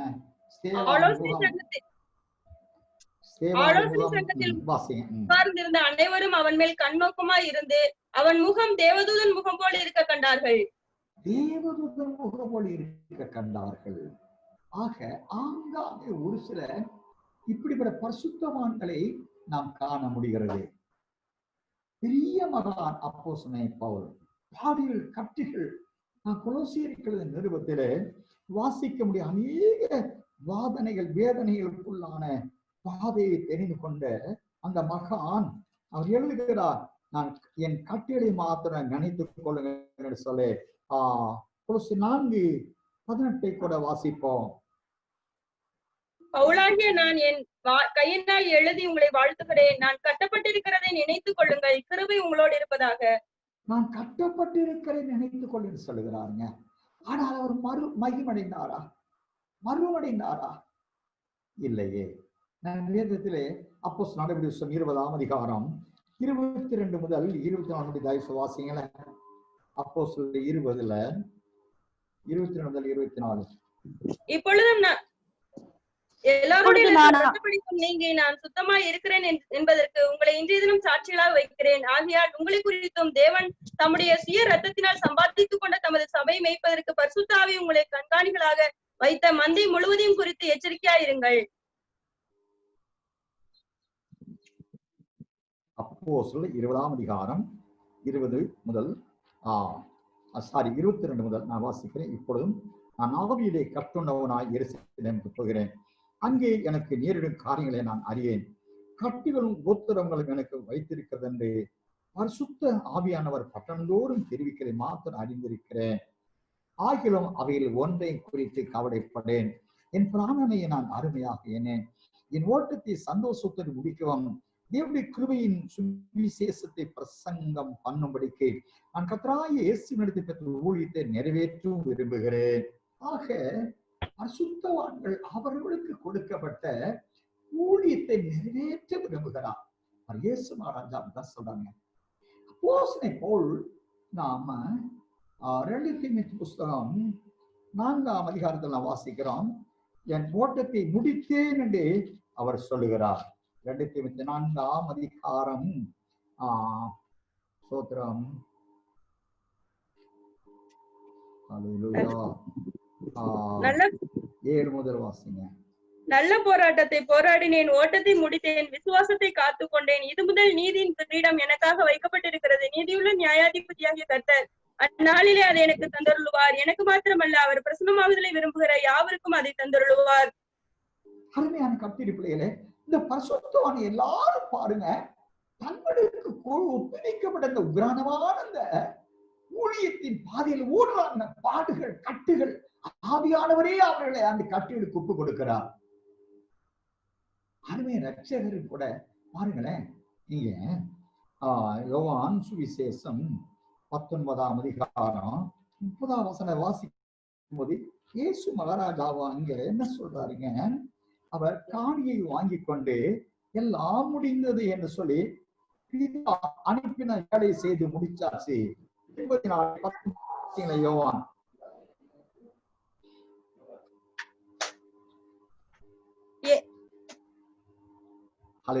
வாசிங்க. இயேசு காடியை வாங்கின பின்பு முடிந்தது என்று சொல்லி தலையை சாய்த்து ஆவியை ஒப்பு கொடுத்தார். கர்த்தருடைய பிள்ளைகளே, இயேசு மகாராஜா பிதாவின் சித்தத்தை செய்ய அனுப்பினார் அல்லவா? அனுப்பி அவர் மகிமையை, பிதாவின் மகிமையை ரட்சிக்கப்பட்ட தேவ ஜனங்கள் மத்தியிலே வெளியேறமாக்கி பிதாவியை மகிமைப்படுத்தின அந்த ஊழியத்தை, அந்த மகிமையை தம்மை சுவாசித்த பரிசுத்தவான்களுக்கு, சபைக்கு அவர் வாக்குத்தத்தம் பண்ணப்பட்டு அந்த ஊழியத்தை நிறைவேற்றி முடித்தபடியினால் அப்ப சொல்றாங்க, காடியை வாங்கின பின்பு அந்த ஊழியத்தை நிறைவேற்றுவதற்கு அப்போஸ்தலன் பவுல் சொல்லுகிறாரே, கட்டுகளும் காவல்களும் வைக்கப்பட்டிருக்கிறது. அநேக தரம் பிராண சேதம் வந்தது என்று 2 Corinthians வாசித்திருக்கிறோம். அருமை ரட்சகர் ஊழியத்தை நிறைவேற்றுகிற பொழுது அவர் காடியை அவர் வாங்கின பின்பு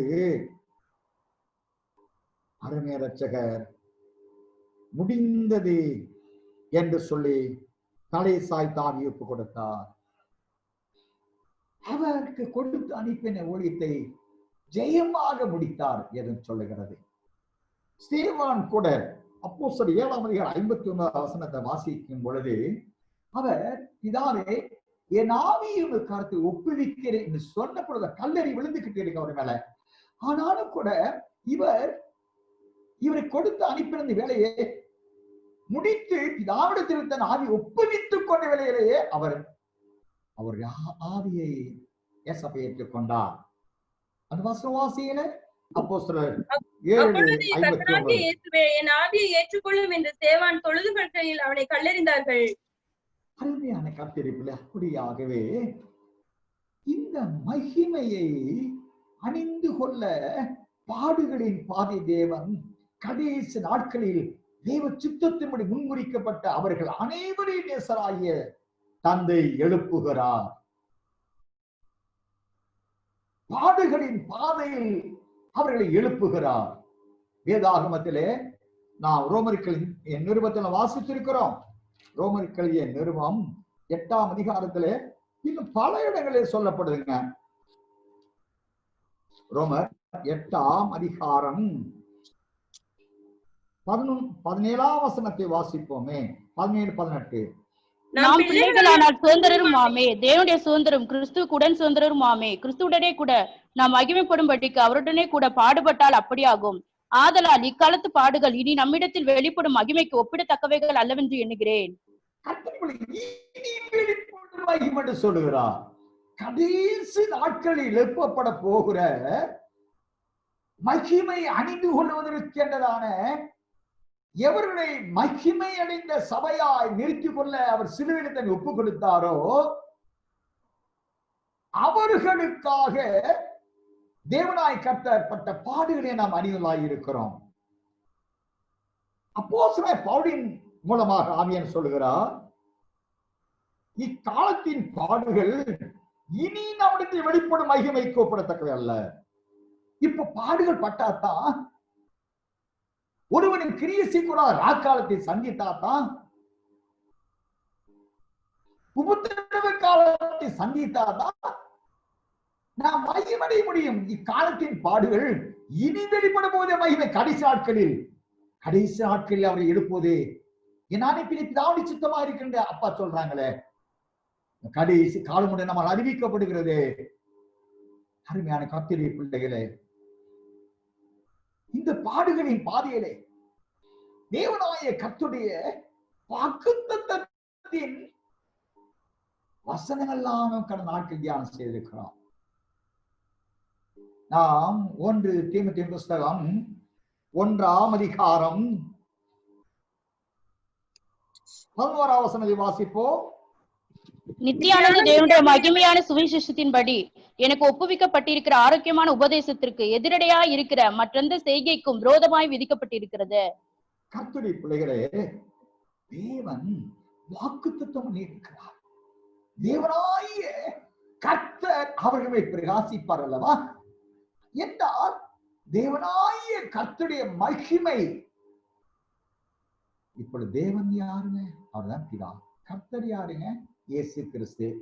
இப்போ நித்தியத்தில் ஒரே நாமத்தை உடையவராய் தேவன் ஆகிவிட்டபடினாலே தேவனுடைய மகிமை, கர்த்தராய் இயேசு கிறிஸ்துவாய் குமாரனுடைய மகிமை, இந்த 2 மகிமை இப்பொழுது பிதாவுக்குரிய ஒரே மகிமை ஆகிவிடுகிறபடியினால் அந்த பிதாவுடைய மகிமை அவர்கள் மேல் பிரகாசித்தது நாம் வாசித்தோம். அந்த மகிமையை நான் 1 தீமோத்தேயு 1:11 வாசிக்கிறோம். நித்தியானந்த தேவனுடைய மகிமையான சுவிசேஷத்தின்படி எனக்கு ஒப்புவிக்கப்பட்டிருக்கிற ஆரோக்கியமான உபதேசத்திற்கு எதிரடையாயிருக்கிற மற்ற எந்த செய்திக்கு விரோதமாய் விதிக்கப்பட்டிருக்கிறது. சுவிசேஷம், கடைசி கால சுவிசேஷம் என்றால் என்னங்க? பிதாவுடைய மகிமை அடைந்து கொள்வதற்குரிய சுவிசேஷம் தான் சுவிசேஷம். அது யாருக்கு என்று கையளிக்கப்பட்டது? கடைசி நாட்கள் சித்தத்தின்படி எழுப்பப்பட வேண்டிய பரிசுத்தவான்களுக்கு, அது மனவாட்டியானவர்கள் கையளிக்கப்பட்டு இருக்கிறது. நீ பாருங்க, ஆவிக்குரிய மண்டலத்திலே நித்தியானந்த பிதாவின் மகிமையை அடைந்து கொள்ள நாம் 2 பேதுரு 1ஆம் அதிகாரம் 3ஆம் வசனத்தை கொண்டு ஆய்ச்சி வாசிங்களேன். 2 பேதுரு 1ஆம் அதிகாரம் 3 வசனங்கள். தம்முடைய மகிமையினாலும் காருண்யத்தினாலும் நம்மை அழைத்தவரை அறிகிற அறிவினாலே ஜீவனுக்கும் தேவ பக்திக்கும் வேண்டிய யாவற்றையும் அவருடைய திவ்ய வல்லமையானது நமக்கு தந்தருளினதும் அன்றி இச்சையினால் உலகத்தில் உண்டான கேட்டுக்கு தப்பி திவ்ய சாபத்துக்கு பங்குள்ளவர்களாகும் பொருட்டு மகா மேன்மையும் அருமையுமான வாக்குத்தத்தங்களும் அவைகளினாலே நமக்கு அளிக்கப்பட்டிருக்கிறது. தம்முடைய மகிமையினாலும் தம்முடைய பிதா, தம்முடைய மகிமையினாலும் பிதாவுடைய மகிமையினாலும் காருண்யத்தினாலும் நம்மை அழைத்தவரை அறிகிற அறிவினாலே, அந்த அறிவினாலதான் ஜீவனுக்கு தேவபக்திக்கு யாவற்றையும் அவர்கள் அறிந்து கொள்ள முடியும். அதை அறிந்து கொண்டவங்களை தேவனுடைய பிதாவுடைய மகிமை என்ற திவ்ய வல்லமை, திவ்யத்துவம் என்றால் பூர்ண மகிமத்துவம். அருமையான கர்த்தருடைய பிள்ளைகளே, அதை அறிந்து கொள்ள வேண்டும் என்றால் தேவனுடைய பிதாவுடைய திவ்யத்துவத்தை, தேவனுடைய பூர்ண மகிமையின் சாயலை அடைந்து கொள்ள வேண்டும் என்றால் பிதாவுடைய மகிமையை தம்முடைய மகிமையினாலும் காரணத்தினால் நம்மை அழைத்தார். எதுக்காக அழைத்தார்னா, ஏதோ கூட்டம் கூடி ஆரவாரம் பண்ணிட்டு போறதுக்காக சபையில்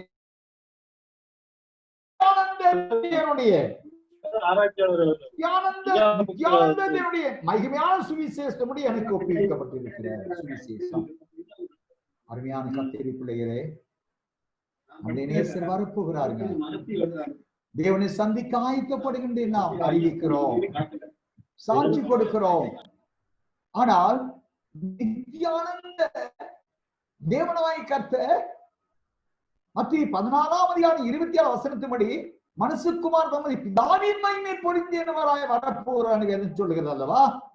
அப்படி என்றால் மனவான பிதாவின் மகிமையில் வரப்போகிறபடியால் பிதாவுடைய மகிமை அணிந்து கொண்டவர்களே அவர்களோ, அவர்கள்தான் மனவாட்டியான ஸ்தானத்தை சுதந்திரித்துக் கொண்ட சுதந்திரவாளிகள். அவர்தான் தேவனுடைய மகிமையின் ஆட்டுக்குட்டியான மனைவியாய மனவாட்டி. அருமையான கர்த்தருடைய பிள்ளைகளே, அதுதான் சுவிசேஷம். நான் பல இடம் வாசித்திருக்கிறேன். 2 தெசலோனிக்கு 2:14 இதே சத்தியத்தை அங்கு வலியுறுத்துகிறார். கர்த்தராகிய இயேசு கிறிஸ்துவின் மகிமை அடையும் பொருட்டாக எங்கள் சுவிசேஷத்தில் அந்த ரட்சிப்புக்கு அவர் உங்களை அழைத்தார் என்று சொல்கிறது. அப்படின்னா பிதாவுடைய மகிமை, இயேசு கிறிஸ்து மகிமை, இப்படி நித்தியத்திலே 2 பேரும் ஒன்றாகி விட்டார்கள். அந்த மகிமையை அறிந்து கொள்ள தேவன் நியமிக்கப்பட்ட பாதை பாடுகள், உபத்திரவங்கள். அருமையான கர்த்தருடைய பிள்ளைகளே, இந்த பாடுகளின் பாதை, இந்த உபத்திரவங்களின் பாதை நீங்க வெளிப்படுத்தின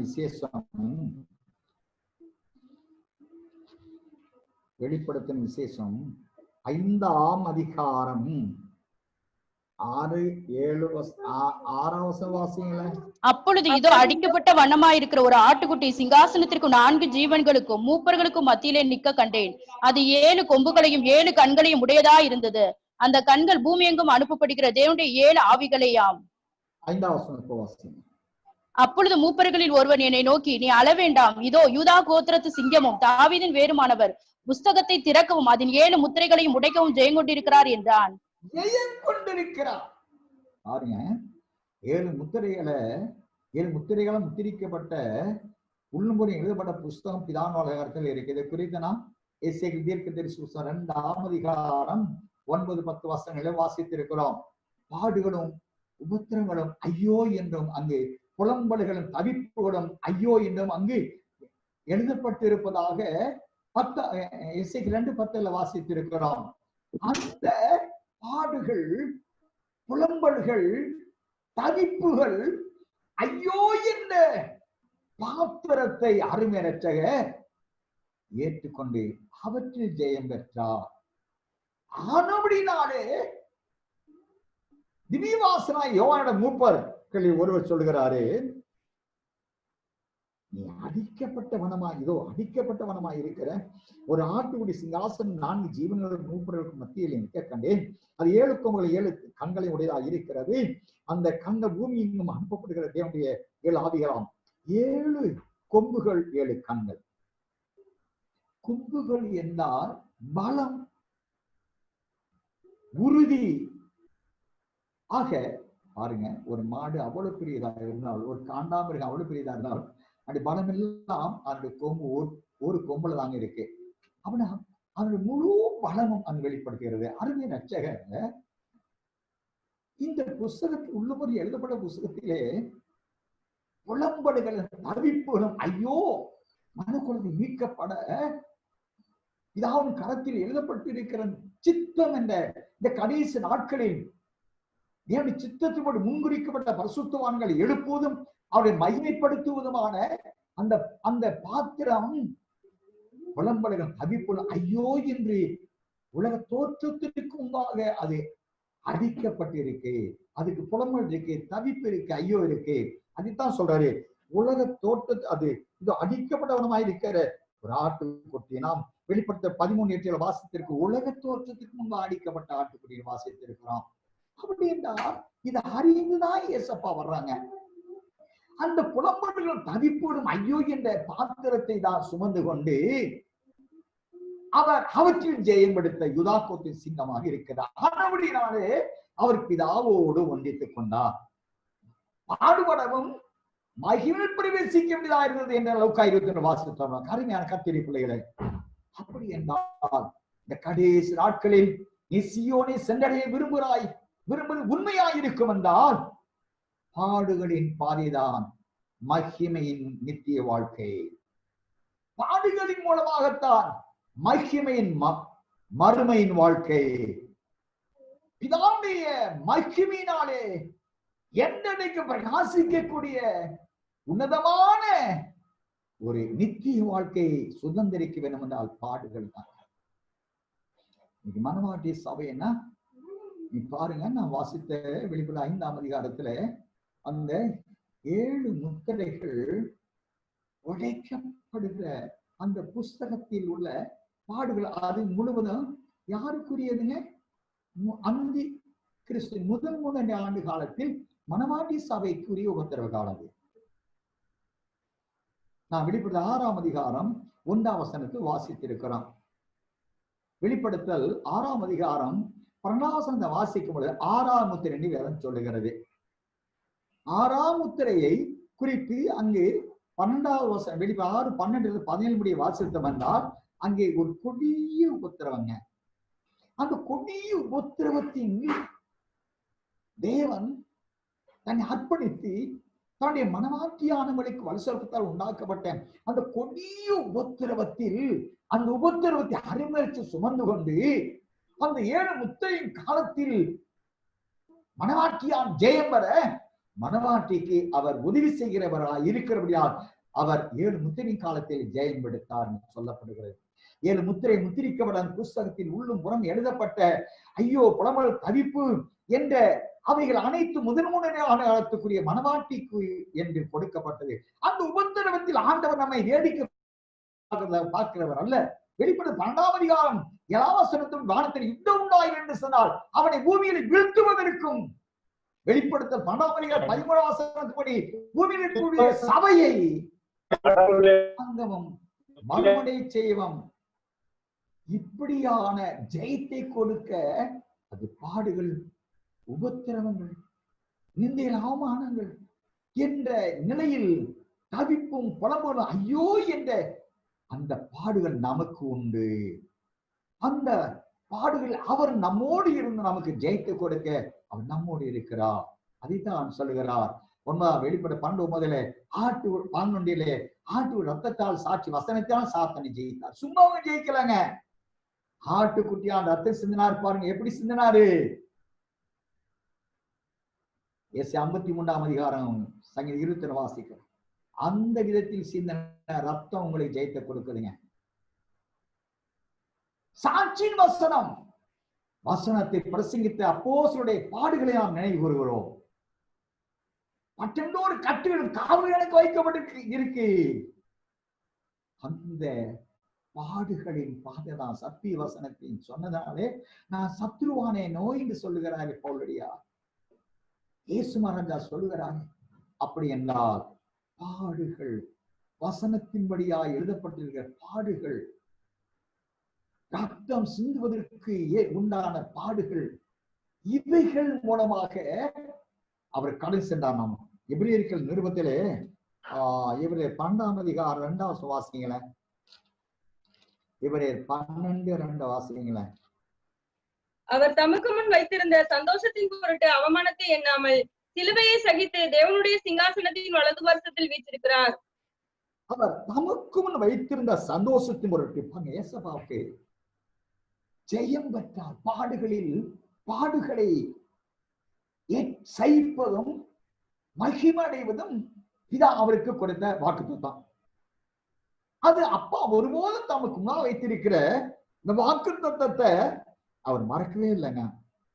அதை மறக்க வைக்கிறதுக்கு சாத்தாமைய அந்த சந்தோஷத்தை அவரை இழக்க வைக்கிறதுக்கு அவமானத்தை, சிலுவையை, இப்படி அவர் சொன்னா பாடுகளை அவன் மேல் சுமத்தினார். சாத்தான் சுமத்தினான் ஏசப்பா மேல.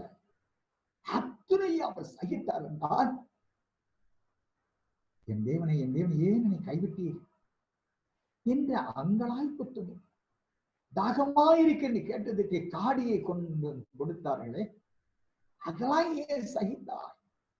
சர்வத்தின் அதிபதியாய தேவன் அது எல்லாத்தையும் சகித்தார். ஏந்த காடியை கொண்டார் என்றால் அவருக்கு ஒன்று வைக்கப்பட்டிருக்க சந்தோஷம் இருக்கு. சொல்றாரு, இனி வெளிப்படும் பாடுகளுக்கு இனி வெளிப்படும் ஐயனுக்கு இக்காலத்தின் பாடுகள் ஒப்பானவை அல்ல. அருமையான கர்த்தருடைய பிள்ளைகளே, பாடுகளின் பாதையின் வழியாக நாம் வெளிப்படுத்தின தேசத்தில் முதல் முன்னேறான உபத்தம் நமக்குரியது. முதல் முன்னேறான காலத்தில் இவர் சாத்தானை தோற்கடி ஜெயம்பற்றவராய் வனாந்தரு சென்றாலும் அங்கே இருந்து பின்முனையான கால இறுதியிலே அந்தி கிறிஸ்துவின் 7 வருட இறுதியிலே அவர் சிறுவர்களுடைய மீட்பில் மகா உத்திரவத்தை சிறுவர்களுக்கு வலுசற்பம் என்ற மிருகம் அந்தி கிறிஸ்து அங்கு அனுப்பி கொண்டு இருந்தாலும் இயேசு மகாராஜா ஆட்டுக்குட்டியானவர் வெள்ளை குதிரை மேல் ஏன் வெளிப்படுத்தி 19ஆம் அதிகாரம் 19, 20, 21 வசனம் வாசித்திருக்கிறோம் அல்லவா? ஆட்டுக்குட்டியானவர் வெள்ளை குதிரை ஏறி இருக்கிற ஆட்டுக்குட்டியானவருக்கு இவளும் பின் சென்று வனாந்தரத்துல கொண்டு போய் இவங்க புசிப்பு குடிப்பான் நிலையில இல்லைங்க மனவாட்டி. அங்கே இவள் இஸ்ரவேலுடைய மீட்புக்கு எதிராக செயல்படுகிற அந்தி கிறிஸ்துவோடு யுத்தம் செய்ய அருமைய ரட்சகர் எப்படியெல்லாம் போராடுகிறாரோ யுத்தம் செய்கிறாரோ அந்த யுத்த களத்தில் அவள் தன்னை ஒப்புவித்துக் கொள்கிறார். ஒப்புவித்துக் கொண்டு மிருகத்தையும் கள்ள தீர்க்கதரிசியையும் உயிரோடு பிடித்து அக்கினி கடலில் சண்டையாய் கட்டி உயிரோட அக்கினிகள் தள்ளுகிற வேலையை மனவாட்டி செய்கிறார். ஆக அந்தி கிறிஸ்து 7 வருடம் முழுவதும் முதல் முன்னேறியான காலத்தில் அவனை தோற்கடி ஜெயம் பெற்றான். பின்முன்னேறியான காலத்திலும் 7 வருட இறுதியிலே யுத்தத்தில் பங்கடைந்து அவனை தோற்கடிக்கிறவராக இருக்கிறார். வேதாகமத்திலே கத்திரி பிள்ளைகளே, இதோ நாம் ஜெயம் பெற்று சீயோனிலே சென்று போயிடலாம். இன்னைக்கு ஆவிக்குரிய மண்டலத்தை அப்படிதான் சொல்றாங்க. ஏசு அன்புள்ளவர், அவர் அன்புள்ளவருங்க. அதனால பாடுகளே தேவையில்லை. எவ்வளவு அக்குறானியாயும் பண்ணிக்கங்க. சீயோன் பெறலாண்டு மக்களை ஏமாற்றுகிற கள்ள கூட்டத்தாராய் இருக்கிறார் கள்ள சபைகள். வேதத்தில் 2 கொரிந்தியர் 11ஆம் அதிகாரம் 2 கொரிந்தியர் 10ஆம் அதிகாரம் 4ஆம் வசனத்தை வாசிப்போம். எங்களுடைய போராயுதங்கள் மாம்சத்துக்கு ஏற்றவைகளாய் இராமல் அரண்களை நிர்மூலமாக்குகிறதற்கு தேவ பலம் உள்ளவைகளாய் இருக்கிறது. அருமையான தேவனுடைய சந்ததியே, இவனுடைய போர் ஆயுதங்கள் மாம்சத்துக்கு ஏற்றவைகளாயிராமல் அரண்களை நிர்மூலமாக்குறதற்கு தேவ பலம் உள்ளதாயிரு. அரண் என்னங்க? கோட்டைங்க. சாத்தானி கோட்டை. சும்மா பாட்டு பாடின போதாதுங்க. சாத்தான் கோட்டையை தகர்ப்போம். சும்மா வெறும் ஜம்பம் அடிக்கிறதுல ஒரு பிரயோஜனம் இல்லைங்க. அவனுடைய கோட்டை எரிய கோட்டை தகர்த்து போல. எங்க ஒரு கோட்டை தகரும் பார்ப்போம். உங்களை சுற்றிலும் சாத்தான் உபத்திர கோட்டை கட்டி வச்சிரு. ஒரு கோட்டையை சந்திக்கும் முன்னாடி எத்தனை அழுகை, கூக்குரல், சஞ்சலம், மறுதளிப்பு, ஆண்டவர் நோக்கி திட்டுறது, உதவி செய்ய மாட்டீங்களான்னு முறுமுறுக்கிறது. வெறும் போலித்தனமான வார்த்தைங்க. ஆண்டவர் சொல்லுகிறார், சாத்தானின் அரணை தகர்க்க வேண்டும் என்றால், அரண்களை நிர்மூலமாக்க வேண்டும் என்றால், ஆவிக்குரிய என்னுடைய போராயுதங்கள் மாம்சத்துக்கு ஏற்றவைகளா இல்லாமல் அரண்களை நிர்மூலமாக்குறதற்கு தேவ பலம் உள்ளவர்களா. தேவ பலம் எதுங்க? தேவனுடைய மகிமைங்க. தேவனுடைய பலம், தேவனுடைய மகிமை, தேவனுடைய வல்லமை, இவைகளை அணிந்து கொண்டவர்களாக இருக்கணுங்க. ஏசப்பா லூக்கா சுவிசேஷத்துல 22ஆம் அதிகாரத்துல நான் வாசம்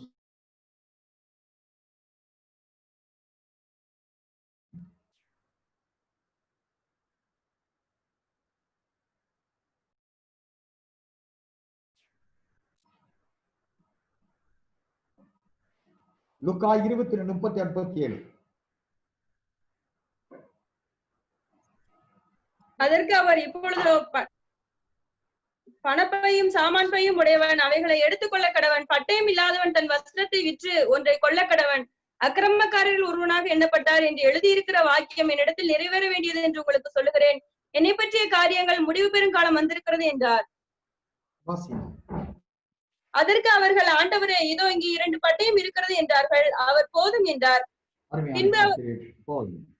பாருங்க, அருமரட்சகர் ஒளிவு மலைக்கு அவர் கெத்செமனே ஜபத்துக்கு போறதுக்கு முன்னாடி தம் சீசர் பார்த்து சொல்றாருங்க,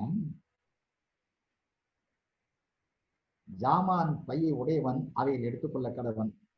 பட்டயம் இல்லாதவன் தன் வஸ்திரத்தை விற்று ஒன்றை கொள்ள கடவன். பட்டயம் உண்மையிலேயே இங்க பட்டயம் தாங்க. ஏன்னா பேதுரு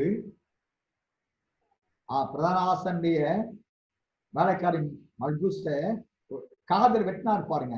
காது பிச்சுட்டு துண்டா போய் விளைச்சி அவர் உண்மையில பட்டயம் தாங்க. நாம் எடுத்துக்கிற ஆவிக்குரிய பட்டயம் வந்து சரிதான். அன்றைக்கு பட்டயம் இல்லாதவன் தன்னுடைய வஸ்திரத்தை விற்று ஒருத்தர் ஒரு பட்டயத்தை வாங்கிக்கொள்ளும் சொல்றாரு. பட்டயம் இல்லாதவன் தன் வஸ்திரத்தை விற்று ஒன்றை கொள்ள கடன் ஒன்ன வாங்க. என்றால் உண்மையாகவே போர்க்களத்தில் பங்கடைகிறவர்கள் பட்டயம் இல்லாம போகக்கூடாதுங்க. மனவாட்டியே, வேதத்திலே உனக்கு கொடுக்கப்பட்ட அழைப்பு என்ன? வெளிப்படுத்த 12ஆம் அதிகாரத்துல அவள் உனக்கு செய்ததை அவள் திரும்ப செய்யும்படி நீ அழைக்கப்படுகிறாள். வெளிப்படுத்த 12ஆம் அதிகாரம் 4 முதல் 7 முடிய தயவு சீக்கிரம் வாசிங்க. பின்பு வேறொரு சத்தம் வானத்திலிருந்து உண்டாக கேட்டேன். அது, என் ஜனங்களே, நீங்கள் அவருடைய பாவங்களுக்கு உடன்படாமலும் அவளுக்கு நேரிடும் வாதைகளை அகப்படாமலும் இருக்கும்படிக்கு அவளை விட்டு வெளியே வாருங்கள். அவளுடைய பாவம் வானபரியந்தம் எட்டினது. அவளுடைய அநியாயங்களை தேவன் நினைவு கூர்ந்தார். அவள் உங்களுக்கு பலனளித்தது போல நீங்களும் அவளுக்கு பலனளியுங்கள். அவளுடைய கிரியைகளுக்கு தக்கதாக அவளுக்கு ரெட்டிப்பாக கொடுத்து தீருங்கள். அவள் உங்களுக்கு கலந்து கொடுத்த பாத்திரத்திலே ரெட்டிப்பாக அவளுக்கு கலந்து கொடுங்கள். அவள் தன்னை மகிமைப்படுத்த அவள் சோத்திரம் அவள் உங்களுக்கு பலன் அளித்தது போல நீங்களும் அவளும் பலன் நினைப்பா. வலுசற்பன் சாத்தாம்பய இப்ப தேவ ஜனங்களாக நமக்கு எந்த விதத்துல வேதனைப்படுத்திக் கொண்டிருக்கலாம். எவ்வளவு ஆத்துமாக்கள் பின்மாற செய்யறான். எத்தனை ஊழியர்களை கள்ளோபதேசத்துக்குள் இழுத்து அவனுடைய வாழ்நிலை பொய் போதத்துக்குள்ளாக்கி ஆவிக்குரிய மண்டலத்தை வீழ்ச்சி உண்டாக்குறான். சபையெல்லாம் உடைத்து போடுறானே, ஊழியெல்லாம் பின்மாற்றம் அடைய வைக்கிறானே, ஆத்துமாக்களை உலகத்தார மாற்றுகிறானே. இப்படி செய்து கொண்டிருக்கிற அவனுக்கு நீங்க பலன் அளிங்க. அவள் உங்களுக்கு பலன் அளித்தது போல நீங்கள் அவளுக்கு பலன் அளியுங்கள். அவளுடைய கிரியைக்கு தக்கதாக அவளுக்கு இரட்டிப்பாக கொடுத்து தீருங்கள். அவள் உங்களுக்கு கலந்து கொடுத்த பாத்திரத்துல இரட்டிப்பாக அவளுக்கு கலந்து கொடுங்க அப்படின்னு சொன்னா, பட்டயம் இருந்தா நான் பட்டயத்தை வாங்க சொல்லலைங்க. கத்தி கப்படாவோடு ஊழிட்டு போங்க நான் சொல்ல வரல. வீரம் இருக்கணுங்க. பட்டயம் என்பது வீரம், ஆவிக்குரிய வீரம். அரண்களை நிர்மூலமாக்கத்தக்கதாக தேவ பலன் தான் உங்களுக்கு தேவனால் கொடுக்கப்பட்ட பட்டயம். அதுதான் தேவ மகிமை. ஆண்டவர் தேவ மகிமைக்குள்ளாக இருந்து 3 ஆண்டுகால ஊழியத்துல அவரை நாசரேத்தூர் உச்சியிலிருந்து அவரை உருட்டின பொழுது அவர் நாடுகள் கலந்து போயிட்டார். பேதுரு சிறைச்சாலை அடைக்கப்பட்டிருந்த பொழுது தூதர்கள் அவரை எல்லாரும் தட்டி வஸ்திரத்தை உடுத்திக் கொள்ள செய்து சிறைச்சாந்தி கடந்து போகும்போது காவலாளி எல்லாம் பார்க்கிறான். ஆனா கண் குருடாய்க்கப்படுகிறது. மறுபடியும் போய் ஒளிசீலாம் பவுலிசீலாம் துதித்து பாடின பொழுது அரண்களை நிர்மூலமாக்கினார் தேவன். இந்த அரண்கள் தான் தேவ பலன். அருமையான கர்த்தருடைய பிள்ளையே, சாத்தானை தோற்கடிக்க வேண்டும் என்றால் அவனோடு நீங்கள் யுத்தம் செய்கிற போர் வீரர்களாக மாற வேண்டும். போர் வீரர்கள் என்றால் தேவபலனாகி ஆவிக்குரிய பட்டயத்தை எடுத்துக் கொண்டவர்களாய், அதுதான் மகிமடைந்த பட்டயம், மறுரூபத்தை அடைந்த பட்டயம். அடைந்து கொண்டால் மறுரூபத்தின் சாயலை அடைந்து கொண்டால் மனவாளனோடு இது முதற்கொண்டு எப்பொழுதும் கூட இருப்போம் என்ற வாக்கு தத்துவம் நமக்கு சொந்தமாகிறது. மனோடு சேர்ந்து கொள்வோம். நித்தியத்தில் தேவனாய கர்த்தருடைய பிரகாசம் அவர்கள் பிரகாசித்து என்று வேதம் சொல்கிறது அல்லவா? தேவனாய கர்த்தரே அவர்கள் மேல் பிரகாசிப்பார் என்று வேதம் சொல்லுகிறார். கர்த்தரை பிள்ளைகளே, நித்தியத்தில் தேவனுடைய இயேசு கிறிஸ்துவின் மகிமை உண்மை பிரகாசிக்கும் நித்திய வாழ்க்கை அடைய வேண்டும் என்றால் பூமியிலேயே தேவ சித்தத்தின்படி தேவ மகிமாடைய கர்த்தர் அழைக்கிறார். அந்த மகிமாடைய தேவனை மித்த பாதை பாடுகளின் பாதை, நிந்தை அவமானத்தின் பாதை, பசி பற்றினி பாதை, இவளை சந்தோஷமாக ஏற்றுக்கொண்டே நமக்கு முன்பாக வைத்திருக்கிற சந்தோஷத்தை மேன்மையாக எண்ணி மகிமை அணிந்துள்ள கர்த்தர் நம்மை அழைக்கிறார். தேவன் தாமே தம் வார்த்தைகளை ஆசீர்வதிப்பாராம். ஹல்லேலூயா, ஹல்லேலூயா, ஆமென்.